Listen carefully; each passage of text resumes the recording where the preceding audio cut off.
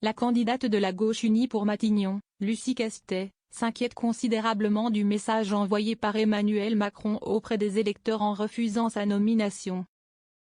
De la colère. Si est ce qu'a ressenti Lucie Castet, la candidate du nouveau Front populaire, NFP, au poste de Première ministre. Après le communiqué publié par Emmanuel Macron ce lundi 26 août.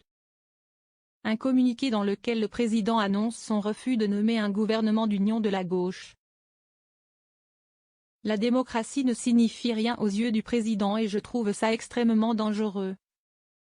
Accuse la candidate de la gauche unie pour Matignon sur France Inter ce mardi. Rappelons que la gauche est arrivée en tête aux élections législatives, même si elle n'a pas obtenu de majorité absolue. On est face à un président de la République qui veut à la fois être président de la République, Premier ministre et chef de parti, dénonce encore la haute fonctionnaire de 37 ans. Les institutions ne peuvent pas fonctionner comme ça, ce n'est pas respectueux des Français, ni de la démocratie, ajoute-t-elle. Vous vous êtes déplacé mais ça ne vaut rien.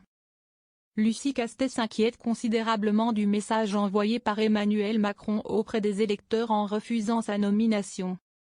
Là, on dit aux Français, vous vous êtes déplacé mais ça ne vaut rien, vous avez mal voté, juge-t-elle. Elle appelle donc les gens à se mobiliser, chacun de la manière dont il le souhaite évoquant les mobilisations associatives ou les collectifs. Moi, je continuerai à titre personnel de me mobiliser pour incarner l'union de la gauche, affirme-t-elle. Alors qu'Emmanuel Macron a demandé dans son communiqué au PS, au PCF et aux écologistes, en écartant LFI, de coopérer avec les autres forces politiques.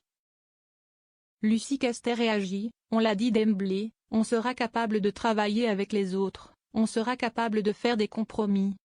La sanction démocratique si on n'est pas capable de faire des compromis, si est-il la censure, nous en avons conscience, souligne-t-elle. Alors que de nouvelles consultations s'ouvrent ce mardi 27 août à l'Élysée, la gauche unie dans la coalition du nouveau Front populaire avait pris les devants, faisant savoir qu'elle ne reprendrait pas les discussions au Palais. Sauf s'il s'agissait d'aborder les modalités d'une cohabitation avec un gouvernement dirigé par Lucie Castet. Ce qu'a balayé Emmanuel Macron.